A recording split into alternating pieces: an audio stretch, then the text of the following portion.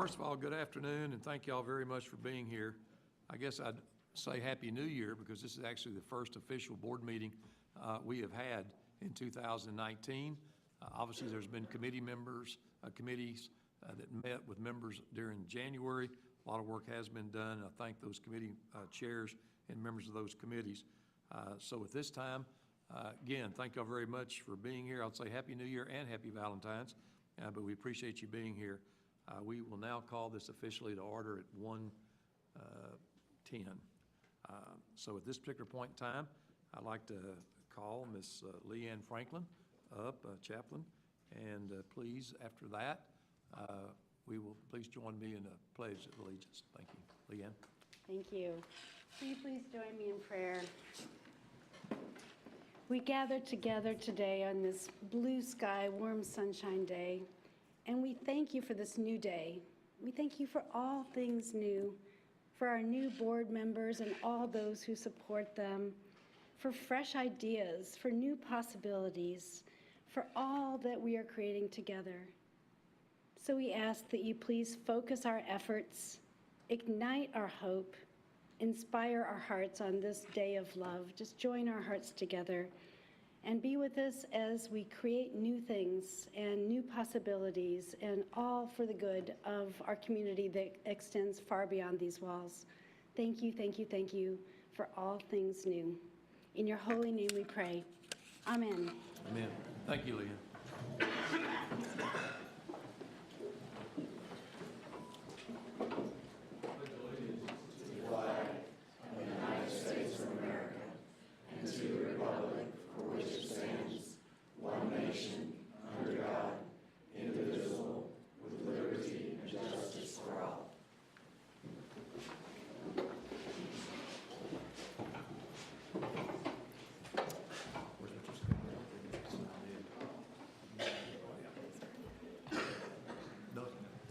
I've been advised no one had signed in to speak today, so they'll move forward to item number 4 of the agenda, which is the approval of the minutes which were provided previously for the December 13th meeting. If there's any discussion or corrections, we'd consider them at this time. If not, I'd entertain a motion for approval. Have a motion by Dr. Weber, second by Reverend Emerson. All those in favor say aye. Aye. Opposed, no. Thank you very much. And I'll take us down to item number 5, and I guess it's my board chair. And again, I think, Leanne, you said it very well.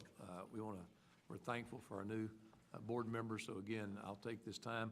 I won't read the bios. As you know, as board of manager members, you received an email on both the backgrounds of Amanda and Zim, and obviously they bring a tremendous amount of experience and expertise. So we're welcome them and look forward. I will be getting with each one of you. As you know, if you believe that story that they told you, and JD's still in here, but when you were appointed, they probably said, oh, don't worry about it. This is only about an hour or so a month. They lied. I will tell you, we have a lot of meetings and we go to a lot of things, but the commitment to this board and the mission of this district and what goes on within the walls, not only this hospital, but throughout the entire Tarrant County, what this hospital and the mission does, it's not about the money, because there isn't any, but you'll certainly give you time. So thank you all for agreeing to serve.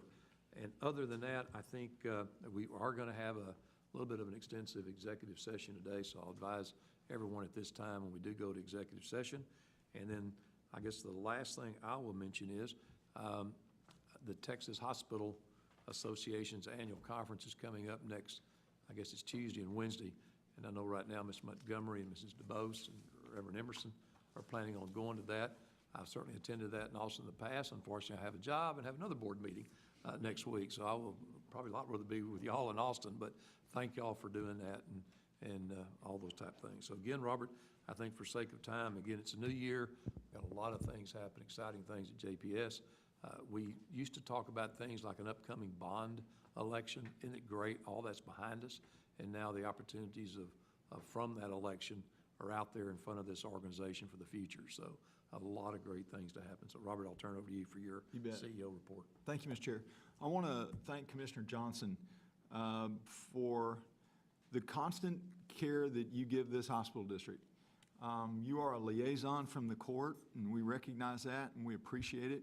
it's always an honor when you come by here, but I'll tell you, Commissioner, the thing that we appreciate about you is how much you give back to the hospital district. And I think a lot of people don't understand and know that. So I want to publicly thank you for that. And I think what you do to help us is pretty powerful. So thank you very much. Alice, thank you for allowing him to be here and be on schedule and sitting where he's supposed to be sitting. And Kelly, thank you for representing the commissioner. The commissioner and Kelly and I had the luxury, and Amanda, of taking a tour of our facility. And the commissioner was wonderful, going around the hospital and meeting the staff and talking with people. And she is, I think, going to be a nice asset in her caring way to the patients at JPS and the mission of JPS. When I talked to her in my office a little bit about where we were going and what we were doing, she's 10 steps ahead of me, and I appreciate that. So on behalf of us here on staff, and certainly I would think I would speak for the board, Commissioner Johnson, we appreciate you. And Kelly, if you would tell Commissioner Allen that we appreciate her and her ability to come here, and one of her first assignments was her dedication to JPS, and coming over into her means a lot to us. So thank you all very much for being here. And to you, Amanda, and to you, Zim, I will tell you, just from a person who's not on the board, you're not going to find a better board. I would say that publicly, say it privately. They are good board members, and you will learn a lot from your colleagues, and they will help you. We as staff want to be here to help you. If there's an acronym or initials that you don't know, if you will just wait one moment before you ask, Dr. Chuck Weber will already ask. There is not anything that we can put out there that is an initial that we don't have to defend and define for Dr. Weber. So you all will be assets to this board, and I think you'll enjoy it very much. But to our chairman's comment, if you think that you're going to have less work by being on this board, I would tell you what you need to do is not use caller ID, because I will call you often, and we will have you on various committees, and we will have you doing a lot to try to figure out how to make JPS better, which is all what we try to do. Most of your colleagues have blocked me out, so they know better. So I only have you two right now to call a lot. So I appreciate it very much. We all carry those throwaway phones. Leanne, I want to thank you, because you all need to realize that Leanne Franklin, in my book, walks on water. I know there's only a certain amount of people that can do that, but she does, and she's pretty amazing. We've had some tough situations at JPS here in the last month, and it's been really, really difficult for us to have any type of a challenge happen to one of our team members. It hurts, and we've lost tears because of it. We've held hands together. We've been up here oftentimes 24 straight hours trying to figure out why a situation like this could or would occur.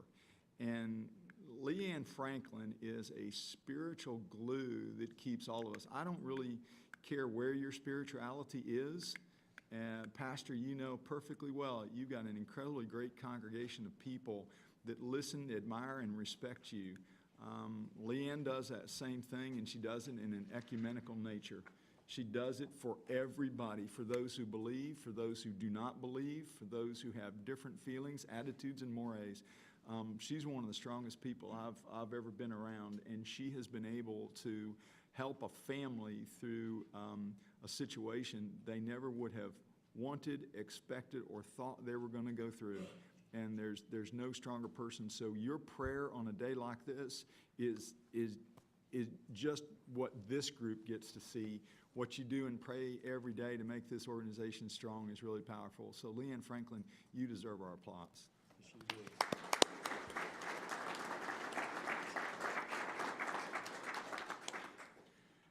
Chet Schrader and his band of incredible folks down in our emergency room have gotten an accolade well-deserved, in that we became an accredited geriatric emergency department. That's not easy to become. That is a tough population because of the nature of why they oftentimes come to our emergency room. Some of that population is challenged because sometimes they may be in a situation where a lot of things are challenging, such as parking, getting into the facility, the noises that are going to surround an emergency room, the lights, everything else. And to be accredited geriatric emergency room means we're trying to provide the right setting and the right type of care to our geriatric patients. So not only did Chet Schrader and the team and our nurses and the staff that we have in emergency qualify for that, and these are not, well, I'm not bragging, we are the only facility in Texas that has this, and that's not a brag, it's just JPS. So I'm proud of you and I'm proud of your colleagues. If you would take that back for my thanks to the residents, if you'll communicate that to the nurses and the techs and all of your colleagues, it would mean a lot from us and the staff, and I certainly think I speak for the board, that that's a neat honor to put on our wall of honor one more thing that JPS has that distinguishes it from others. So, Chet, thank you very much. And Mr. Chair, if you don't mind, I'm going to give in the old vernacular of an old world I used to belong to, I'm going to give the balance of my time to Dr. Schrader in recognizing one superhero that we got here amongst many. No question. You're not Spartacus, are you? I'm not Spartacus. So in the spirit of recognition, before we get to, I think we have a couple things on the agenda that we do need to request a board vote on, but can I take a moment and invite two practitioners? You certainly come on? may. So Joseph Schneiderjohn and Elizabeth Smith. We blindsided them with this. We said, hey, just show up at 1, we're having a meeting. They don't know what's going on. You are welcome. And Have a seat. There are no two people who dislike recognitions more than these two people. Yeah, I know. Oh, I know. And you were going to be right behind her. So if I may, so the first person I want to introduce to the board is Elizabeth Smith. So Elizabeth has been with us over 12 years, was our first clinical nurse specialist ever credentialed at JPS. Elizabeth has been recognized in her work through our geriatric trauma program, which we affectionately call GT55. And also, she's been instrumental in APP retention, training, job satisfaction, wellness. But this year, I want to make sure the board is aware that Elizabeth was voted our 2018 Advanced Practice Professional of the Year.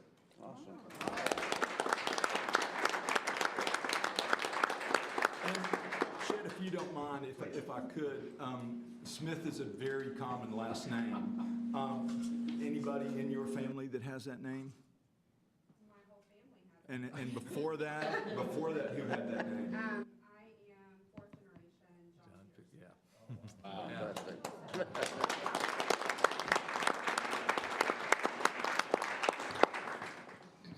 So I as won't much, embarrass you anymore. I know you're going to kill me for that alone. So it's her hospital. It is. so as much as Elizabeth hated that, I'm sure Joseph hates it even more. But I want to introduce you to Joseph Schneiderjohn. So Joseph's an interventional radiologist by training that I've had the privilege of actually working on cases with. I have stories that I'll forever be able to share, but Joseph's long since been respected by his peers. He was selected in our first TCU cohort as part of the physician engagement piece. And then he took, I think, the very, the not so fun job of our Physician Excellence Committee, which is our fancy way of saying peer review, and has really single-handedly improved the level of physician accountability at this hospital. So when we talk about quality programs, Joseph's the one driving it. And Joseph this year was recognized by his peers as our 2018 Physician of the Year.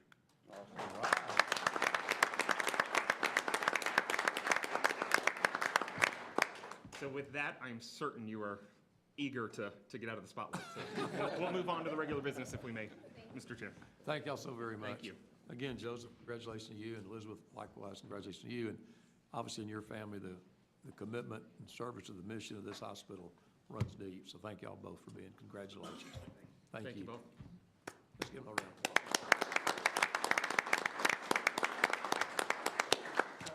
Just as an aside, Trauma Geriatric Service, last year took care of 900 patients.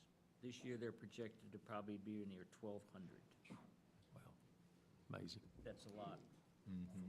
I actually probably sold her significantly short in terms of that program. I mean, to my understanding, it's been recognized even by the American College of Surgeons as an ideal program, and is shared, through Chicago on a national level in terms of the things they're achieving. It's been amazing.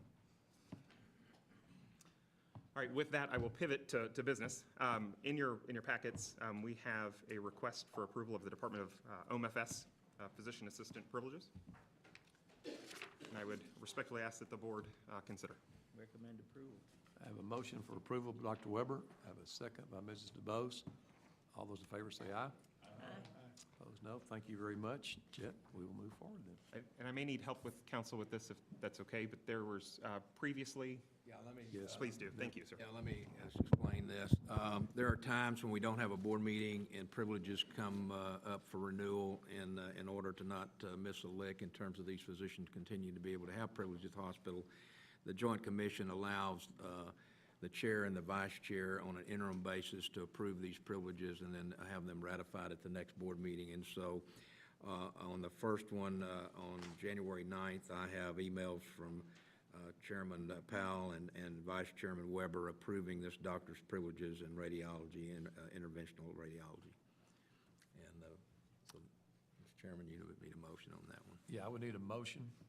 Do I hear a motion for approval? Reverend Emerson, I have a motion. I hear a second. Second. I have a second by Dr. Simmons. All those in favor, in fact, I guess we need to show Chuck and I abstaining on this. No, you can approve. Okay, You okay. can approve. Then, Vote. based on the motion second, I will call for a vote. All those in favor say aye. Aye.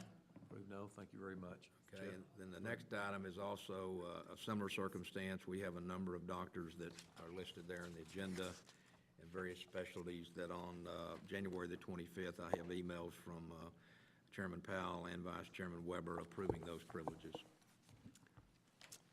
Again, I'd entertain a motion if there's no discussion. I have a motion by Reverend Emerson. Second. Second by Dr. Simmons. All those in favor say aye. Opposed, no. Passes. Chet, anything else? Nothing further, Mr. Chair. Wow, thank you so very much, and again, I appreciate your recognition of our outstanding employees. Thank you very much. The next item of business would be, Dr. Hosberg, is he here? Is Michael here? Oh, there he is, Michael. If you would please come up and give us a report from the Claim Physician Group. Well, come on up and get this chair up here, Michael.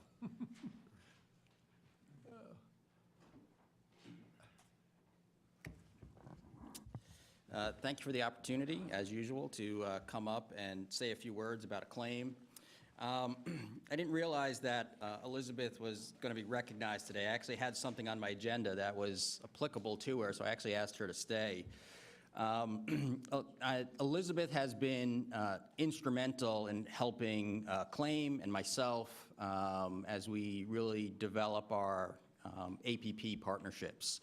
Elizabeth serves as our Executive Medical Director for Inpatient Transformation. That is a parallel position to an Executive Medical Director of Population Health, which Dr. Nadia Lawe serves, and Jay Haynes, who is our Senior Medical Director for Innovation.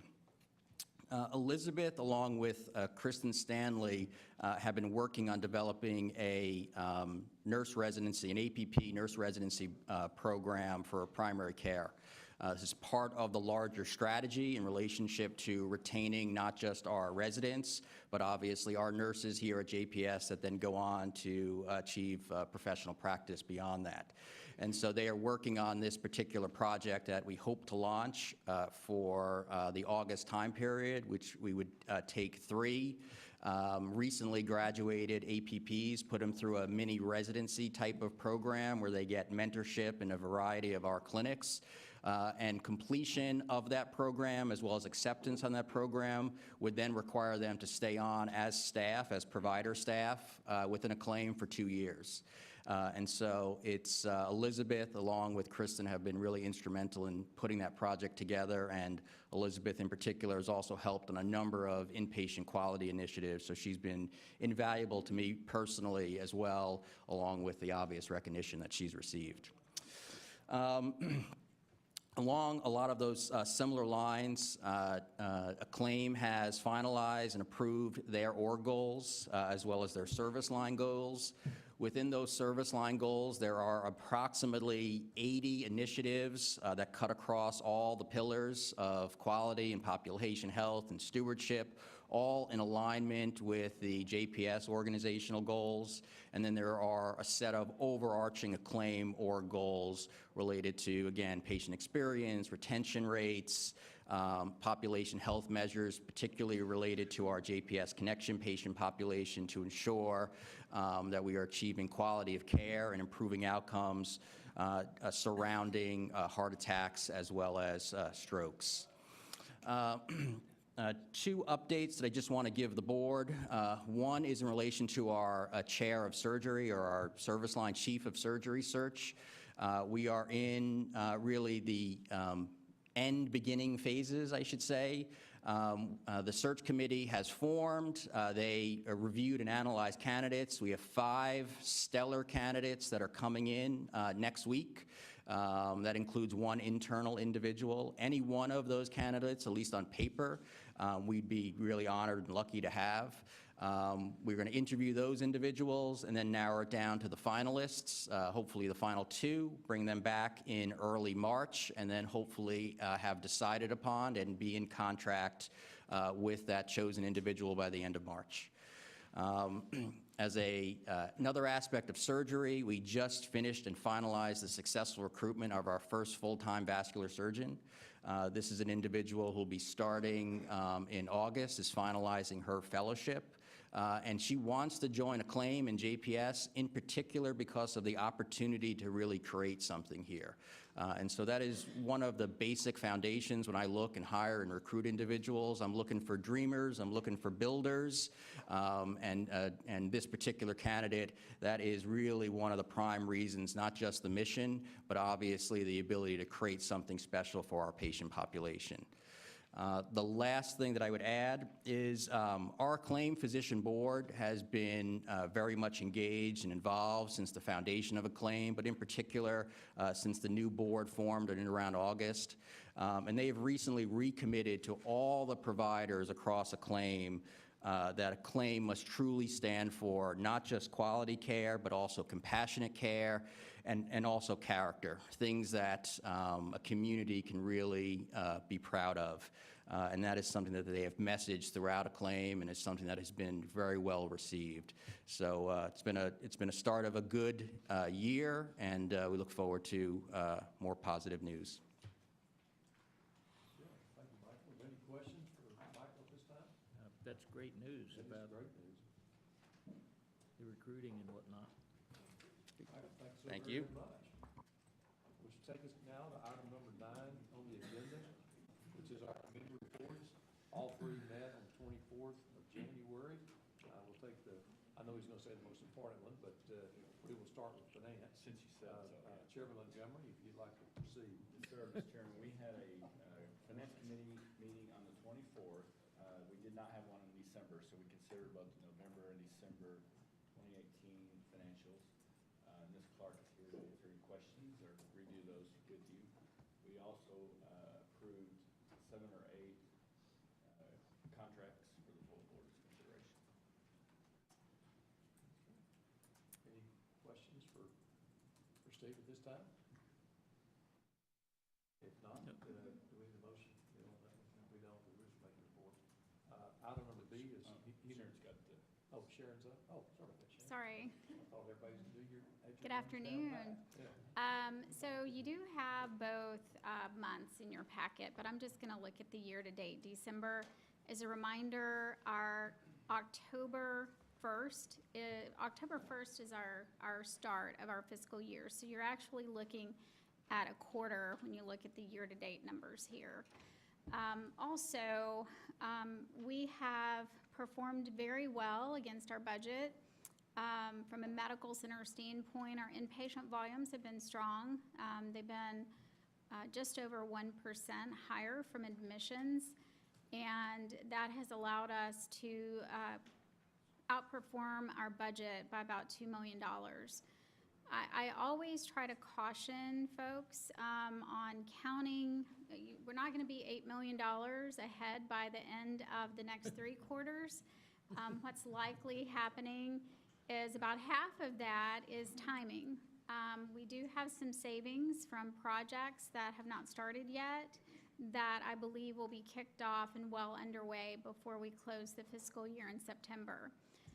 However, about half of those savings are permanent, I believe, because of some changes that we've made operationally that has allowed us to decrease some outside costs that we incur on behalf of our self-paying connection patients. So also, That's kind of how the medical centers performed.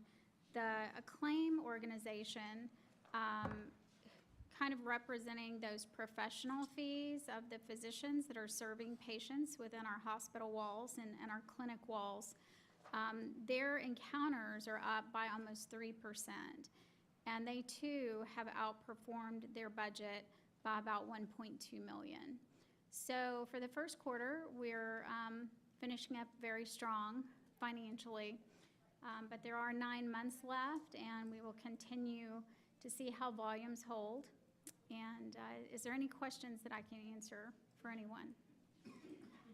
We do cover these in much more detail at the Finance Committee for those of you who are new, so. They're a lot of fun. They are fun, yes. All right, thank you. Sharon, thank you. Steve, anything else you'd like to add? Sharon, thank you very much. Which will now take us down and to really the committee does a lot of hard work. Mr. Bose, would you like to cover HR? Yeah, right. Dorothy? We did have our meeting, and at that meeting, we normally cover our scorecard. And we had a lot of discussion on our incentive plans. And so today, we have several policies and stuff on the consent agenda. Any questions, Mr. Bose? All right, then, we will move to item number 10 on the agenda, which I'll ask Bill to come up and, You want the quality committee? oh, sorry about that. I guess we do need to cover it, Chuck. Sorry about that. The I thought quality with Chad committee- up there, we had that. Sorry about it. Go. Trish is Here in. comes Trish. Thank you, Tricia. How you doing? Thank you. Trish, I've asked Trish to come up, especially when we get to the PS 190 report. But before we get to Trish, the committee met and we had 12 policies that were approved. Laura Burnside gave her performance improvement report and updates, but for the new members and for the community, the patient experience updates, there are about 10 of them. And there's dimensions of care with care transitions, communication with nurses, communications about medicine, discharge information, overall rating of the hospital, communication with doctors, cleanliness, quietness, communications about pain, responsiveness of staff, and would you recommend the hospital? And that's an ongoing study by, it's not really a study, but survey by Laura. And then she also presented the outpatient goals, and there are 10 questions in that, and that really is designed for the primary care clinic, specialty clinics, and the women's health clinic. There was another presentation on antimicrobial utilization, and that's essentially antibiotics and are they used appropriately, et cetera. And just for sort of statistical stuff, 30 to 50% of antimicrobial use in the United States is unnecessary or inappropriate. That's a lot. There's a lot of collateral damage that's done when the antibiotic is not appropriate, et cetera. There's drug resistance, adverse reactions, as well as other infections that can arise. And another thing that happens is it helps preserve the current antimicrobial spectrum and also protects new agents as they come out. So if they're not used right away or inappropriately, they don't develop, patients don't develop, bacteria don't develop resistance. So it's even more important. And this group's doing a good work. And their goal is to optimize clinical outcome and patient safety, but as part of the three-legged stool, it's also designed to decrease or control cost. And then the last part was for Dr. Tricia Swift. Thank you. Good afternoon. Good afternoon, everyone. Thank you for allowing me a seat at the table today. I'm going to review our PSI 90 organizational goal, give you a little bit of background and information on that. So PSI 90 is a composite score for how we measure harm in an organization. It's an evidence-based standard that was developed through the Agency for Healthcare Research and Quality. And this particular metric is involved in many of the reimbursement programs that we hear about when we talk about how governmental and accreditation agencies measure quality. It's basically a composite score of 10 metrics. Those 10 metrics roll up to one number. It's measured by number of events that are expected over number of events that were observed. And so it's a way to factor in known risk factors for patient populations instead of just going with simple counts along a spectrum there. It's also risk adjusted based on severity of harm. So what that means is there's metrics within the composite score that have a heavier weighting based upon how severe that event would be to a patient. You'll see what those weightings look like here. This is the graph of how PSI 90 is measured. And as I mentioned earlier, there are 10 events rolled up into this measurement. And it includes things that we are used to monitoring within a quality program, such as pressure ulcers and falls with injury. But it also introduces some more detailed metrics related to the perioperative patient population, where we look at prolonged ventilation after surgery, we look at wound healing, and we look at punctures and lacerations. So the three heaviest weighted metrics within the measure are post-op respiratory failure, as I mentioned, perioperative DVT and PE, and that really represents blood clots. Why don't you explain what DVT and? Yeah, absolutely. DVT and PE represents blood clots in the surgical environment. So whether that's located in an extremity, like a leg or an arm, or whether it's located in the lung. And then the other most heavily weighted metric, as you'll see, is postoperative sepsis, which really represents an advanced infection after surgery. So we've introduced this metric to the organization for our annual goal in the quality pillar. As I mentioned earlier, this metric is measured in a ratio for what we expect to see over what we actually saw. So that would make the target would be 1. If we were expected to have one event and we had one event, our score would be 1. It would make a stretch goal of 0.88, which would be representing performance better than expected, and a threshold of 1.2. Our fiscal year-to-date score is 1.3, so we are a bit over where we are targeting to be, but continue to prove month over month as we are zooming in and working on better understanding where our opportunities lie with this particular metric. Just on a magnitude of scale, how far is 1.3 from 1.2? So, yes, good question. What school did you go to? That was a red radar. Yeah, I think a lot hard on that one. Yeah, Steve. Well, yeah. You can't. Thanks, Steve.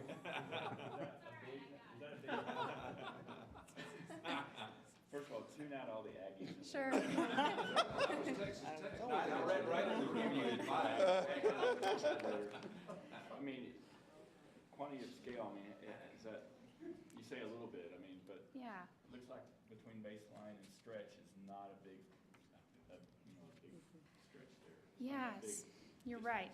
It's really hard to move these numbers. And so that's why you don't see a huge upper and lower control limit here. So for those of you that like math and like numbers, our threshold and our stretch in this particular goal represent one standard deviation from our average. And so that lets you know kind of where our scale is on that. And so it's It's a composite of all those metrics. it's a composite of all those metrics together.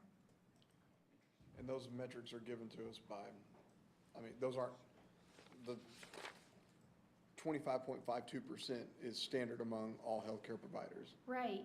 So that's the benefit of using PSI 90 because the metrics and the weightings are standardized across the country. So we're able to compare ourselves to other organizations. We're able to drill down to the unit level, to the provider level, which gives us a level of visualization that we haven't, always had before with quality and measuring harm. So how does our 1.3 measure up to everybody else? So everybody else is measured with a score of 1. Okay. Right, so that's the other unique part about PSI 90 is it looks at our specific patient population. It says based on your population, this is what you should see from an event standpoint. So we are above at the moment for where we want to be at a target of 1. But as I mentioned, we're seeing that number already starting to tick down with the focused efforts of our physicians and our nurses and all of our clinical staff. So I definitely see a lot of improvement on the horizon. Any other questions I can answer? Great. Okay, thank you. Chuck, anything else? Nope, that's it. Thank you, Chris. All right. Trish, thank you very much, and he got himself in trouble with his comments, but you helped him out by saying he was right. He got his ego back. Yeah, we did note for the record that she said you're right on the other matter. Thank you again. That'll take care down to agenda item number 10, and at this particular point in time, Bill, you would come up and the UT Southwestern Moncrief Cancer Center Service Agreement. Sir, good afternoon. I've asked Dr. Duncan to join me. All of you know Dr. Duncan, except for maybe the two new board members. That's right. Karen is a pediatrician by training. She has served SNFs at Cook County in Chicago and Grady in Atlanta. And I can't tell you how fortunate we are to have her. Somewhere along the way, someone was able to convince her to join us. Call her doctor. I don't care, it's fine. She's a tremendous leader. And I have made the decision to transition the women's clinics to Karen and her team. And those women's clinics include mammography. For the most part, we don't do screening anymore, but we do diagnostic mammography. So I wanted to explain why she was here, and she could answer any questions that perhaps some of you might have as a result of this proposal to you to consider today. You know, we've been working on this for some time with Moncrief, and this formalizes the agreement that we have structured with Moncrief to provide all of our mammography screens at the district. So this is budgeted about $1 million in our fiscal year 19 budget. Moncrief will bill for those patients who have payer sources, and the offset we anticipate will be somewhere around $300,000. So we have the money in the budget to provide this service. They can't provide it all, but this is a significant portion of the mammography screens that are in the district today. And as a result of Dr. Duncan's work and her team's work around improving access, which you all know is an opportunity and a challenge we have each and every day at JPS, we were able to see 30,000 plus more patients in our primary care clinics last year than we have before. So that results in additional mammography screens and orders, right? So this is our recommendation to you to consider formalizing and allowing us to execute this agreement with Moncrief Cancer Institute to perform mammography screens for the district to the extent that they can accommodate our current volume. Be happy to answer any questions any of you might have. Or Dr. Duncan. Just with the buses, the type. That includes fixed and mobile. Right. Fixed and mobile. Their fixed site is on Magnolia, as you know, within the Moncrief Cancer Institute building itself. And the other screens will be mobile screens that they'll rotate among all of our clinics. And to Chuck's point, we have not purchased any We additional have not. mobile units at We this have not. time. We are able to use Moncrief's mobile unit. We would come to you if we decide to go in an advanced level of mobile care. We will look at that at a later date. It's giving us the ability to really have the luxury of Moncrief and seeing how that works, and then seeing what level of mobile units we want to be involved with. That's good clarification, Robert, because the board had discussed.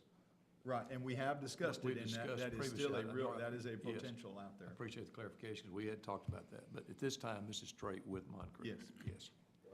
Yes. I noticed in the contract, we have a review of the number of, how long it take them to Yes, get an ma'am. appointment. But I did not see anything that they would be reporting back to us on the service time once they get there. It looks, not against the contract, but I would think we would have something in there to monitor that when our patients go there, there is a timeliness of service there, that would be part of the routine report. It's part of a dashboard that we review routinely, and Karen can explain those dashboard metrics if you like. There is a survey currently that Moncrief is sending out to all Bill, the move that patients. mic over for, There is a survey that Moncrief provides for all patients that they service. You did approach me about that, and so I did a little bit of research in that short period of time. And we have, with the new interface with Epic, we will be creating our own survey that will look at timeliness to appointment, timeliness through the visit, and also respect that's given. So those will be three top things that we'll look at, and we'll be glad to. My final question is, do they send a report to our patients, when they have a mammogram there, the diagnostic one? Usually you get a letter, even though they send one to the doctor. Is that a part of their Requirement, it is, requirements? yes. Okay. Whoever All right. takes that mammogram is responsible for reporting those results. Those results, now with the new interface, which is this week, will go directly to the doctor Great. and in more real time. All right. No, is there a specific time frame that the patient will be notified of that diagnostic report? So usually those reports are completed within 24 hours, and so within about 2 to 3 days, the patient is receiving the result. And these mammograms are referrals from our diagnostic mammograms on campus? Or through our system? Screening or through our permanent care Right, providers. and then they refer to Moncrief. Is that how this works? The orders for the mammography screens from our providers are scheduled by our staff Okay. at Moncrief, Okay. whether it's at the permanent site or a mobile, Okay. right? And we keep statistics by site as to how long it takes for the next available appointment. We have a lot of no-shows, approaching 30% that did not keep their appointments, and that's always been a challenge. From a diagnostic perspective, we track from the time that mammogram is completed and read as to how long it takes them to get into a diagnostic appointment. And if it's beyond 7 days, then those patients are seen elsewhere. So we have an obligation, an opportunity, and a challenge to get those in as quickly as we can. You think, go ahead, Rev, I'm sorry. Yeah, I am in support of the contract. I'll say that up front. And this question might be for Michelle more than the two of you. And I've mentioned this before, when we get to the MBE, WBE compliance, that I'm aware that this contract, the company, the services are excluded, but maybe it would be helpful if you check the other block also, because I'm quite sure that they are in compliance with our MBE, WBE. So as opposed to just checking it's an excluded, I think we ought to do both. Okay. With that. Good point, Rev. Quick question. I just want to applaud administration on this. I know a lot of work's gone on into this, and this is a great example of us working with our partners in the community, especially as we go forward with our bond expenditures and how we can partner with assets and provide better care. Thank you. Yeah. This was an issue that administration brought the board, and we had an issue, and we took that issue and turned it around to something, obviously because of the work, that turned out very positive, I think. We're getting better across the. More to come, It's- more to come. We're that's right. looking for some more partners because they can't handle all our volume. Yeah. That's We're looking for more mobile. One of the great things with the mobile is that we can really go to where the patients are at. Yes. We currently went to True Worth. We had 70 women on schedule. Close to 40 actually showed up. We were able to do their pap smears, their mammograms, so really getting closer to the community. Yeah. And so looking for more mobile that we can send out. Is that part of the strategy to reduce that 30% no-show rate or to help them? You know, we've attempted to overlook to the no-show rate. I will tell you that if all of those patients show up, the experience goes down because you're trying to move through more patients.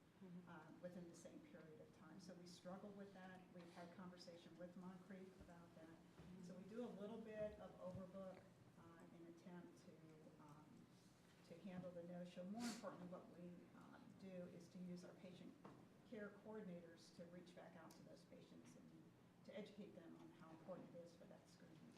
Amanda, part of the problem and the challenge that we have is in certain sectors, just certain ones, because it's not a reason for all, but when you look at particularly our True Worth area and some of our other areas where you've got a very transient population coming in and going out, Monday to Wednesday is a lot different than the Monday to Wednesday in maybe other people's schedule. So sometimes when you book for 70 and 30 show up, we're actually pretty excited. To Dr. Duncan's point, if all 70 showed up, it'd be a challenge, but then we don't want 10 showing up. So the nimble nature, I don't know how those people have hair on their heads because they just got to pull it out every day because it's so frustrating, but at the same time, you got to book to the no-show rate. And it's hard. So my compliments to y'all on no-show rates. DT? It's probably will tie into your population health, and annual visit and all that stuff that tie to the star rating. Say that again, DT. Oh, it's just follow up to the, I want to make sure that we have a closed loop so that it can be reported back to the system later on for your star rating and all that stuff. Because when you order like that, are they transmitting data back into our system for potential reporting on the... So the report is transmitted back. Is that what you're asking? So when that screening is completed, it is transported back. And we also have the ability with our blocking on our Epic, in which we can, Epic Care, no, the Epic Care, in which we can go out, and we did quite a bit of that work in going out and looking through our queue and seeing if there were patients who actually had already had their mammogram done at other sites here in Tarrant County. And we were able to find about 1,400 within that queue that had already had theirs, and we were able to pull those reports and scan those in. But for those that are being done by Moncrief, that report is sent directly back. Okay. Does that answer your question? Yeah, because I'm more worried about the patient registry down the road when you're doing the rating, the annual, what they call quality reporting type thing down the road, as you move more and more forward to the kind of value-based care, because of making sure that you can point and attribute it back to the right group down the road. Because I think some of the contract going forward with value-based care for Medicare, MSSP, or something that you may be looking at down the road. We want to close the loop on that one. No, I think it is important for us to look in that.